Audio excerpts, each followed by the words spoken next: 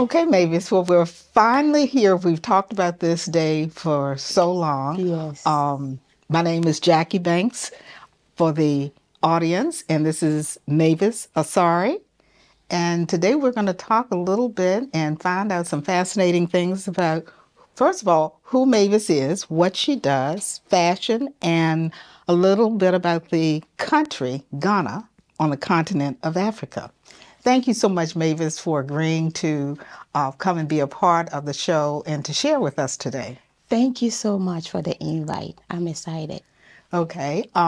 Mavis and I met about a little over a year ago. Yeah. At one of the schools in Richmond, Virginia, St. Christopher's, or was it St. Catherine's? It was St. Catherine's. Daisy Days, was it? It was fall festival. Fall Festival. Yes. Yeah.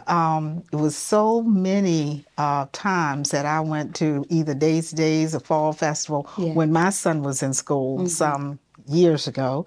And Mavis and I met there. I was strolling, and it was a Saturday, taking time to shop, and her goods, her wares, her clothing, and Mavis herself caught my attention. Mavis, tell me a little bit about who you are today and what you're doing. Well, thank you, Miss Jackie. I am a mother of 5 children and also entrepreneur. So, being a mother of 5, I stayed home for so long, many years, but finally, I am in a position where I want to be as a person and what I love to do. So, that started the whole clothing thing. And the second thing that we might talk about. Now, when you say clothing thing, what do you sell? Fabric? You sell clothes? You design clothes? Or what? I design my clothes. I pick my fabrics. In Ghana, this is one thing we have that we cherish so much, our fabrics. And so growing up, loving my fabrics and loving my colors, I just decided to start my designing in our clothing. So that's how I started. I design my own thing. And anytime I wear any of my clothes, it's like everybody's commenting on it. So I decided to come up more with what I have in me. So what we're about to see today is part of Mavis, well, where I come from. What was interesting, I was wandering around and they had antiques and Disney designs. I mean, they have, an array of things. Yes. And typically, I'm into floral prints, nice, soft, floral prints. And your clothes, the way they were displayed, it caught my attention because of the colors. It was different for me, but I was drawn and attracted to it. The patterns, do the different patterns, are they significant in any way? Yes, most of them are very significant because, if you've been to African wedding before, you will see a lot of our culture fabrics. For example, we have one here that is called kente. Kente is for very special occasion. Cultural fabric. Yes. Now, which one is kente? Because that is something that I've heard of before. You can get up and show. All right. Let me show you real quick. Because I'm sure other people want to see too. Yes. So, for example, this one is called kente. And kente, we have it in different pattern and colors. We have another one that is very thick, but this one is one of the easiest one to wear for casually or for a special occasion. And that's more of a dress, and it has a waist that comes in? Yes. Can you show it in front of the chair so people can really appreciate? Yes, sure. Because in introducing you and your fabrics are just phenomenal. Yes. For example, I designed this style, which we have coming up now, this spring that we can have. So, for example, if you look at this pattern, you can tell that it's much different from most of the fabrics that we have that is, just local fashion way. But this one is very special fabric for Ghanaians especially. And okay, for example, like the pattern that you have on in your dress, that's an African print. Yes. Okay, but stand up so we can see that beautiful dress. Yeah. But it is a style that anyone can wear. Anyone can wear. Nice sundress. Yes, anyone can wear. And we have that coming this spring. Very simple. You see, some of our fabrics have names. Some are just for for fashion. For example, what I'm wearing now doesn't have a name, but it's still one of our unique fabrics that we have. And I decided to put it on today. Okay, wonderful. So you design, you might want to hang that up. Yes. So you design your own styles from the fabrics. From the fabrics, yes. Which I think makes it very unique, because what I'm accustomed to seeing is either the fabric that is imported to this country or designs that are made somewhere else and imported here. But you get the fabric and actually, design it yourself. Yeah, I get the fabrics from the Ghana. I go to Ghana once a year to get, choose my own fabrics that will appeal to me. And wonderful. Yeah, get it made for me and bring it back here. And you said something that is key, appeals to you. And I want to come back to that, because it is your appeal that caught my attention. Thank you. I was just, there was one of those Saturdays where I didn't have anything to do and I was wandering, and I think you saw me. I saw you. I kept looking, and I walked away and I looked and I went back, and then we started talking. Yes. And you shared with me, what you were doing, which was obvious. You were, at this festival and you were selling things. And I have been in business for longer than I care to mention, 40 plus years. Not necessarily, in fashion. Right. But what struck me about you, and that's what we really want to profile, the total Mavis today as much as we can, is how you were interacting with your customers. Saint Catherine, St. Christopher's, boy-girl school, kind of thing in the far West End. Traditionally kind of conservative, but, it's a very unique venue. Yes. And your stuff was selling out, from the jewelry to the clothing. Yes. It was selling out. You were listening to your customers. Not only were you listening to what they were saying and hearing what they wanted, I could read your body language. I could read your facial expressions, where you were really thinking about what they were saying and trying to make recommendations that responded to them, which was different. You took what you were doing so very seriously instead of just trying to sell something or push something. And I think your customers were very appreciative of that. And without me saying it, the fact that, you were selling out of this and that venue spoke to itself. And which brings me to something else in society today, when we talk about interactions with people, be it just getting to know people or selling things. Responding to the person's need and listening. And listening is almost like a commodity today. People don't do that. And when you listen, you hear what people are saying. And I came from the time in business where, in order to be successful, you really had to listen. Yes. Because if you did not respond to what people wanted, all the marketing, the slick brochures, the media didn't cut it. Yeah. But that just your interaction and how you displayed your merchandise was very, very professional. I think because you notice I started taking pictures and stuff because I say I'm going to tell people about this. At what point in your life did you realize that this was something you wanted to take professionally and take to another level? Well, I'll tell you what. I grew up with a mother who sewed her own clothes, and she sews our clothes for us. She had 4 girls. And so I grew up with that kind of environment. And I began to feel in me that I love fashion. When you put on anything, like children dressing up, my mom will put on something like, put this on, put this on. I will be the only person that will be so picky and pick what I want.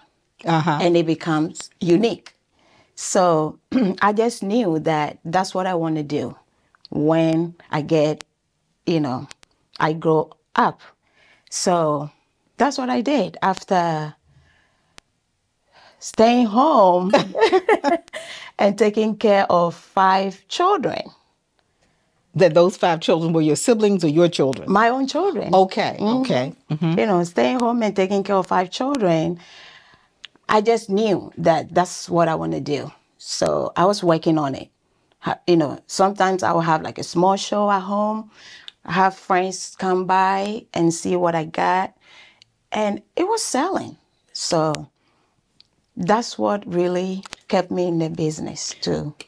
And now it's developed to where you have a business where you have a large following. You've been at these festivals for both of the schools, St. Christopher's and St. Catherine's, for 20 years. Yes. And you have people coming from Florida buying your fashions. And you would normally think people from Florida just looking for palm trees and the pink and green, but they're buying this. Yes. And then I was talking to you the other day, and you had packages that you had to ship to Germany and London, and different places. Canada, all over the place. So people have found out about you.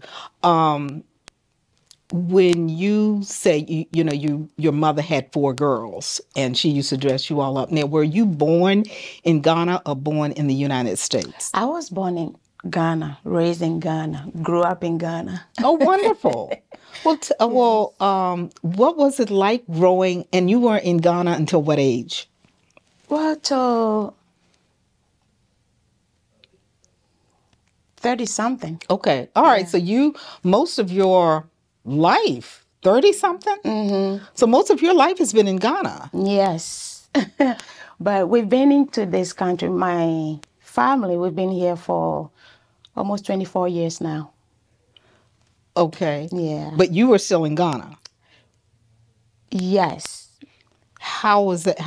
No, I was born and raised in Ghana, but got married and came here with my husband. Okay. Yeah, and had all my children, well, except for the oldest. I have my 4 children here. Okay. So we've been here since. That's almost 24 years this Thanksgiving coming. Okay. Yeah. Now, when you tell me a little bit, or not just me, but the audience a little bit about Ghana. Before you do, I know very little about Ghana. I know some things about some of the other African countries. Yeah. But in the past year or so, I've noticed that a lot of fashion and fashion designers are beginning to come out of Ghana. Yes. What are the characteristics, the unique things about Ghana? Tell me a little bit about Ghana. Well, there's a lot of unique things in Ghana. Such as? I will pick like our culture. Okay. Our fabric, our fashion. I will pick those things, and also pick a little bit on our lifestyle. What's unique about your lifestyle? Yeah. Ghana, I grew up with a lot of friends and families.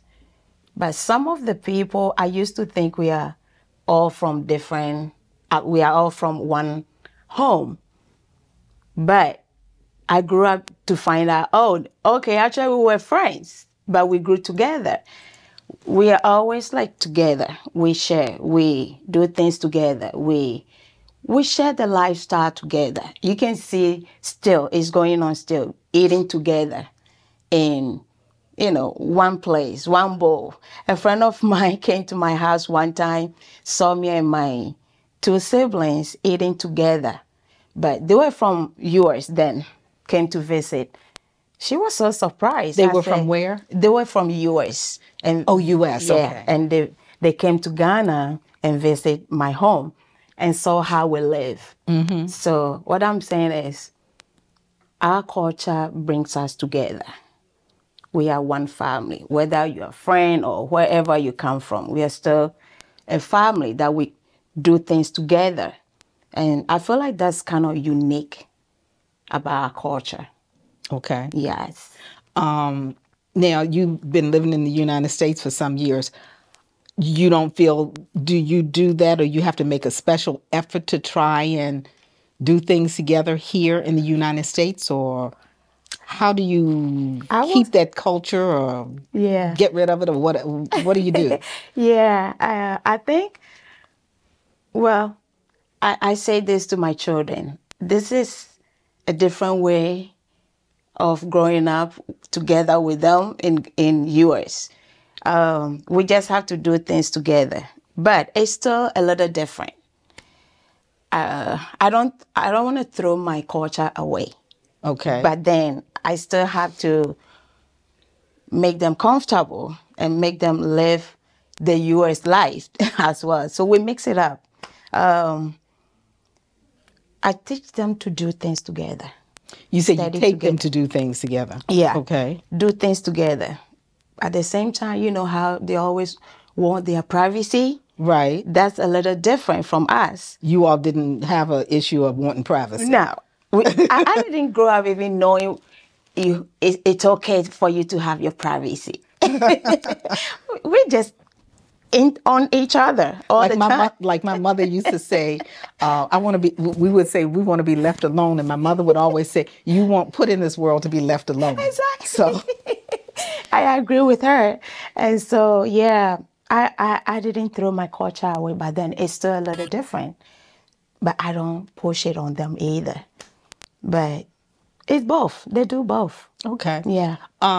In terms of other things that are unique about Ghana, what is the main industry or what have you in Ghana, and how is that different today than when you were growing up in Ghana? Well, I would say I would still go back to our fashion. Our fashion have really changed a lot, but in a good way. Normally you will see, for example, mothers, how they dress up. Mm-hmm. It's all about wrapping the fabric around, tie it. It's a different way. But a lot have changed with our fashion, our fabrics. For example, wearing my dress like this wasn't common. Was not. Right. Common. It was more the wrapping with the wrap. Or the long skirt with the top, mm-hmm. Kind of fashion. But it has really changed, and it's more like we are getting into more of clothing. And that's one of the things that I mentioned to you that struck me. I've been hearing on the news, fashion designers on the New York runway, and for some reason they're coming out of Ghana. Yeah. And Ghana's a big thing with fashion.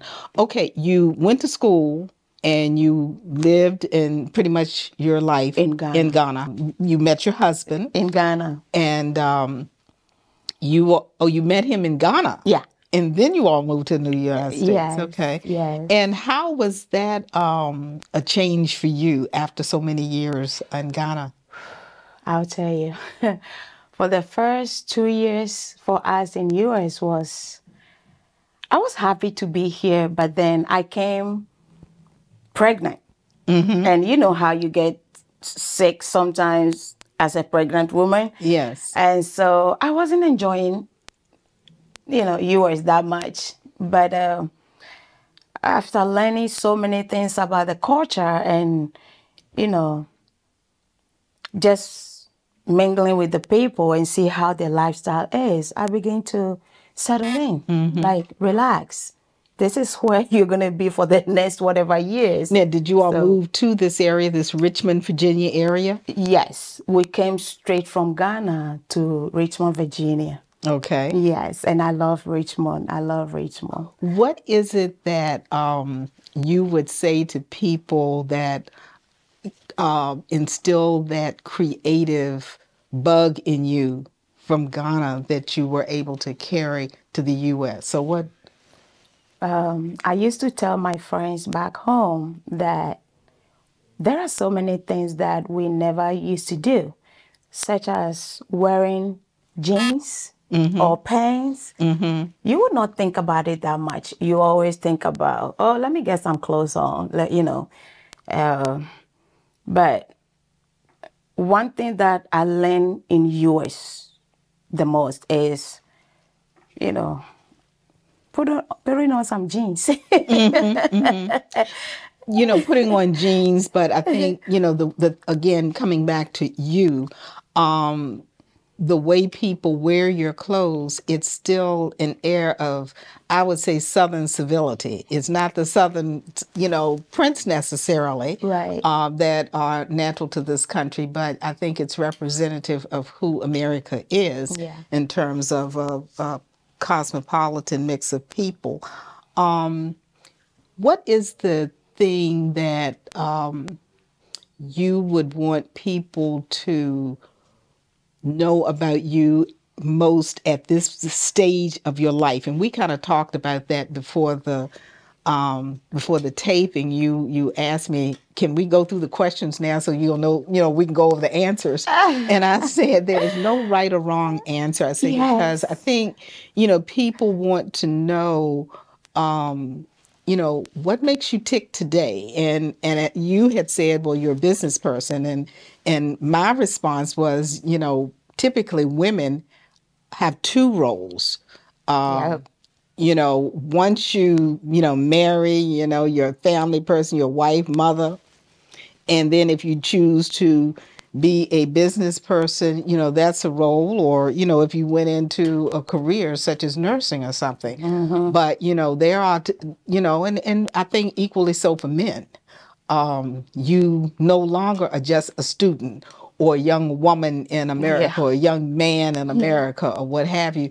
You are that individual, plus you're who you were growing up to be. Yes. So how do you handle those two professions, those two roles? I will tell you. It is very difficult. I'll be honest. It's very difficult. But you just have to know where you're going and who you are. What do you want the society to know about you? What do you want to put out there that presents you? So you just have to be focused and know how to separate the two. What do you want society to know about Mavis? What I want them to know about me is I love fashion. I'm a fashion person. I love fashion.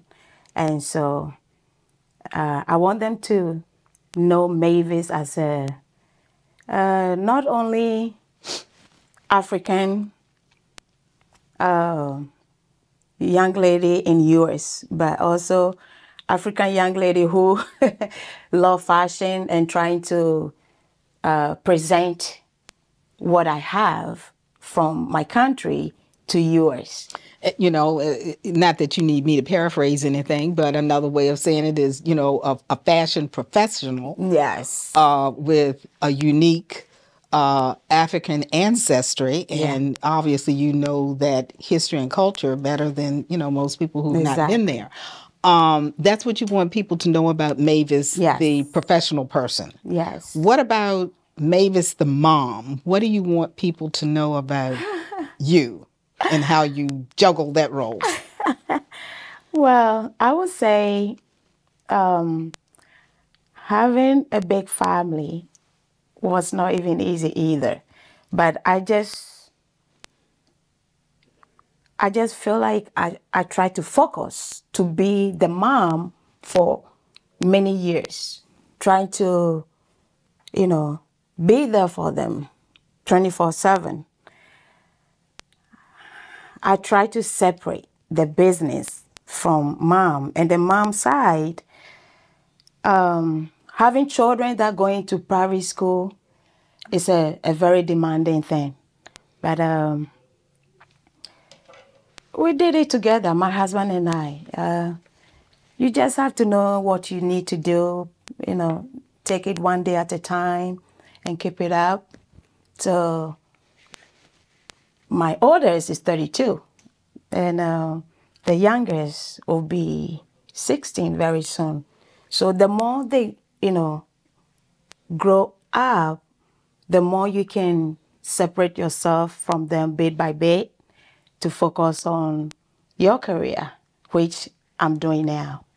And that there were a lot of things as we have talked over the months that you and I find, some common experience, some common interests and so forth. And one of the biggest things is being self-employed. Yeah. A woman, in doing business in this country and also being a mom. Yeah. I have obviously, lived in the Richmond, Virginia area all my life. And then I went into the financial service industry for some 35, 40 years and had a very successful career. Success in terms of, achieving all the things that, were out there to achieve and it allowed me to make decisions. But I was this professional for 12, 14 years before, I had my son. And I know it hit me one morning because I was so used to, being on boards and track. Yeah.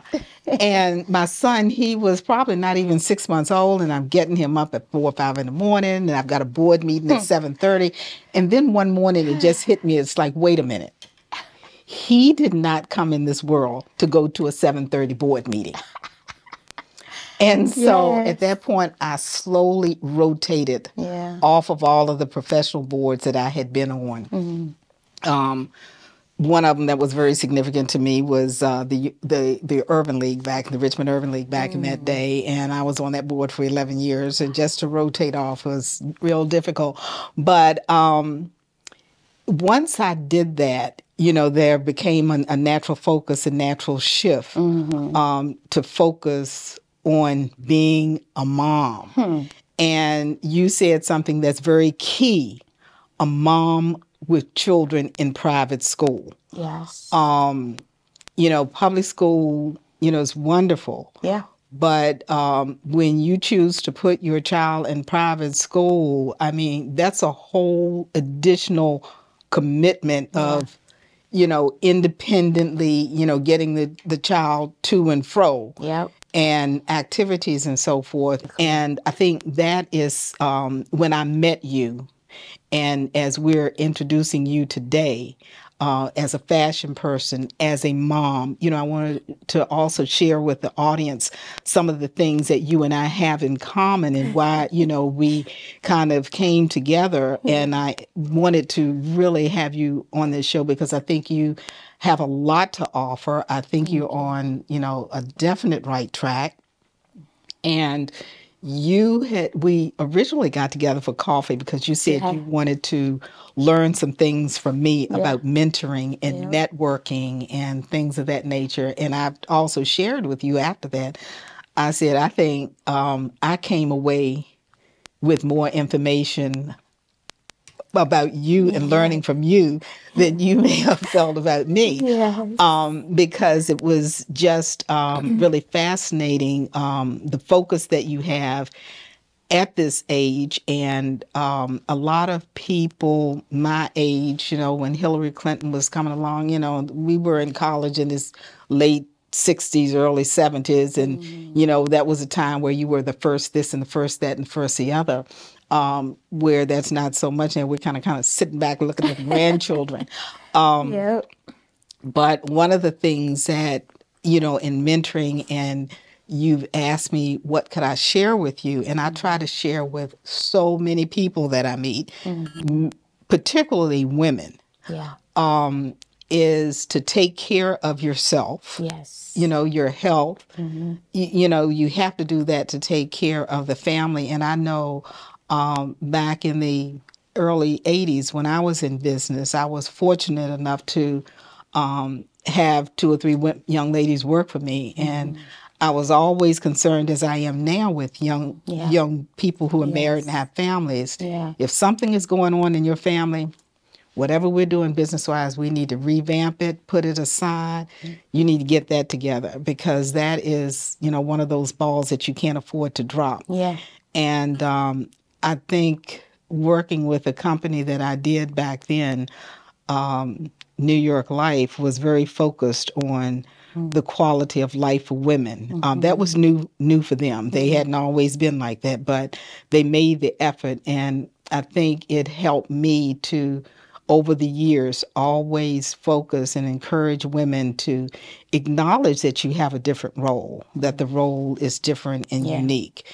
And as you say, it's a challenge to have children and keep the family together, because you don't want to look back and say, 30 years from now, I don't know what conversation to have with my child. Yes. And then persons such as myself, I was talking with Dr. LaFrancis Rogers Rose, who more people need to know. She is the founder of the International Black Women's Congress back in 1985. And she says the same thing, that we need to transfer the baton of knowledge, of creativity, of camaraderie, to encourage people to go forth, but also taking care of your health, taking care of yourself. Yes. And I just can't stress that enough. And that's another one of those things that we came together on, because when you talk about me mentoring someone, the first thing I'm going to tell you is that you have to take care of yourself. Yeah, which you told me the first time we met and talking. Yeah. The day we had the coffee, that's one thing you said that was, just stuck with me. And since then, I have been very, very careful of some of the things that I used to do. And I see a lot of changes in me, and you have no idea, right? I see a lot of changes in me and in my health and all that. And so I just want to take a moment and say thank you. Well, it's if there's anything that we can do as human beings for other people is, contribute to improving the quality of society and people's health, and, telling them things that will really benefit them. Yeah. Because looking back, and we have to also not regret things that we weren't able to do. Right. I was, the first in my family to, graduate from college and school and whatever, and go into business. So my focus was on, being a provider. And, I may not have done some of the things perfectly as a parent and spent the time, like you, listening to you about, doing things together. There was not that kind of balance, in my situation, because it was more, providing and being the, I was being man, woman, the whole thing. But I got it done.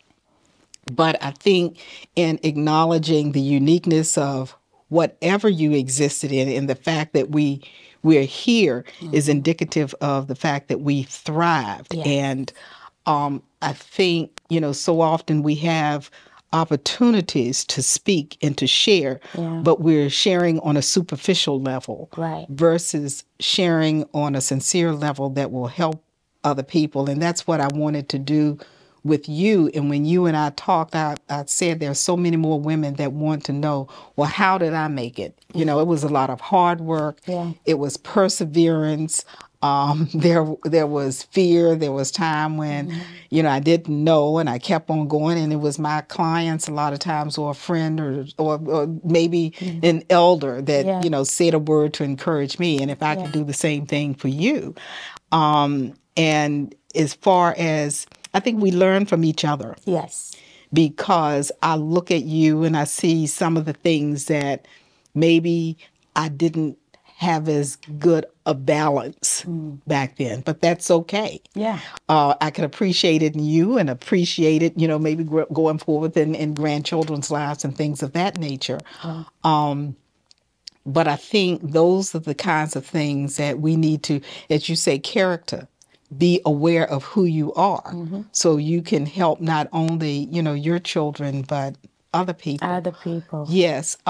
What are some of the things, you know, you mentioned before the show began, and before I leave the subject of family and children, you know, I have to marvel at you. I have a son who is 35, and I think you said your oldest is what? 32. 32. Yes. And then you have 16. So you know, you're just having fun, you know, with the whole gamut there. Yes.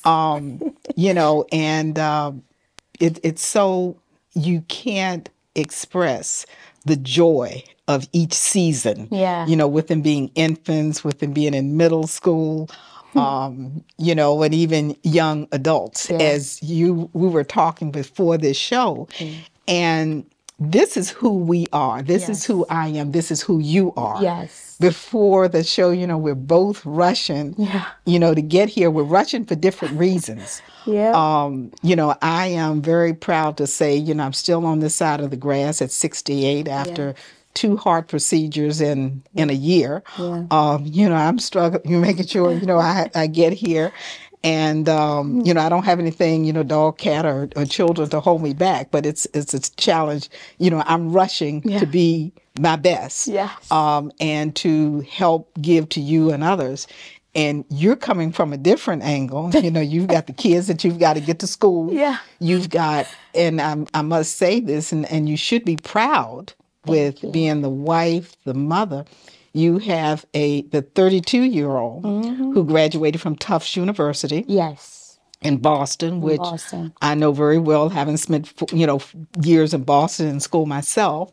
And he is a teacher, I believe you said, in California. He's a nutritionist. Nutritionist in California, but he's at Tufts. It's one of his business. That's one of the business. He had 3. Okay, and he is at Tufts today giving a presentation. Yes. So you were talking to him on the phone about your presentation. Yes. So, you know, this is all of who Mavis is. Yes. The mother. The mother. The business person, the juggling the kids to school, to being on this show today. Yes. And I just want to thank you for doing that. Thank you. Is there anything that you would like to leave with the audience before we begin to wrap up? Well, I will say anything that you see here today is going to be on we are having a show at St. Catherine's. They call it Daisy Days. Right. Yeah, that show is coming up, and I'm going to be there as a vendor. And I just want to leave them with the date and the time, which is April 28th and 29th. We're going to be there for 2 days of big show. And fortunately, I get the opportunity to launch my business there today. You didn't know that. No. Because I didn't know I could do it, but everything finally came together. Well, what is that going to involve? Well, it's going to involve my new fashion line, like introducing my new fashion and introducing new fabrics that you can pre-order, whatever style we show for the day. So how are you going to introduce that? We're going to introduce that on the 28th of April. We're going to have like a show room where you can see everything that is coming up. Oh, so they're making that accommodation. Yes. Wonderful. And well, before we go, you bought some beautiful things, and I would like to take some time for you to talk about and show them. Yeah. Here's one of our fabrics that I would like, which Miss Jackie, you have one on right now. Okay. I love it so much. We didn't used to have this type of fabrics back home. It's sheer. It's a new, yes, it's a sheer. It's a new sheer fabric that we have. So we have one this particular style for, you can use it for beach, dressing it up, dressing it down, or whatever you want to do with this. But we have it in different patterns and sizes that you can just have. Not everybody can enjoy the thickness of our fabric, which is 100% cotton, but there's a sheer that everyone else can. Especially for me, I love scarves. You can use this for whatever you want. Well, it's beautiful because you can, wrap it around, let it hang. Yes. And those colors, red, white, and blue. Exactly. And, it does not yell or scream African pattern to you. Right. I mean, which it is. Yes. But, that kind of brings people to the realization of the commonality among all of us. Yes. Well, show us some of your other fashion patterns and so forth. Yeah. So we have that, and we have it in different designs, which we can. Okay, here's one particular one that I love so much.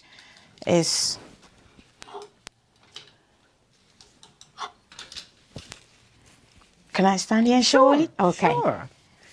Here's another one that we have it in the 100% cotton fabric, and we also have in this sheer now that you can. For me, I'm going to the beach very soon for my birthday. Okay. And I'm going to use one of these to wrap, which I'm so excited about. Oh, yeah. So we have that as well. That would be a very fashionable wrap around a bathing suit. Exactly. So these are some of the new ones that we have. And very soon we're going to have it in clothing too for, those who want it in clothes. We're going to have that. You do have some tops that are sheer. Yes. Okay. We do. And what about that other sheer one with the yellow? This one. Is that different? Yeah, this is a different pattern too, but it's also the sheer. And we have that in different sizes as well. This one is just samples to show what we have, which we're going to have in April on the show as well, so people can purchase. Okay. Yes, so these are some of them. One more thing I wanted to point. Here's one of the new ones that we're going to have there at the program. I'll hold some of them. Yes. So the audience can see. Yes. More? Yeah, I think I gave you one more. See, I'm more excited about you than showing these. Yes. And I think that's lovely. Yeah. Here's our new design. Very simple. You can dress it down, dress it up. One thing I love about fabric is the colors. Yes. You don't have to do too much to it to look pretty. So, yeah, we have all this coming up in April. So, audience can come on over. Okay, they're all invited. I'm not going to let you get away. You have some more things hanging up there. Yeah, you want to hold that one up? Okay. Here's another one that, Ms. Jackie, you want to hold this one? Yes.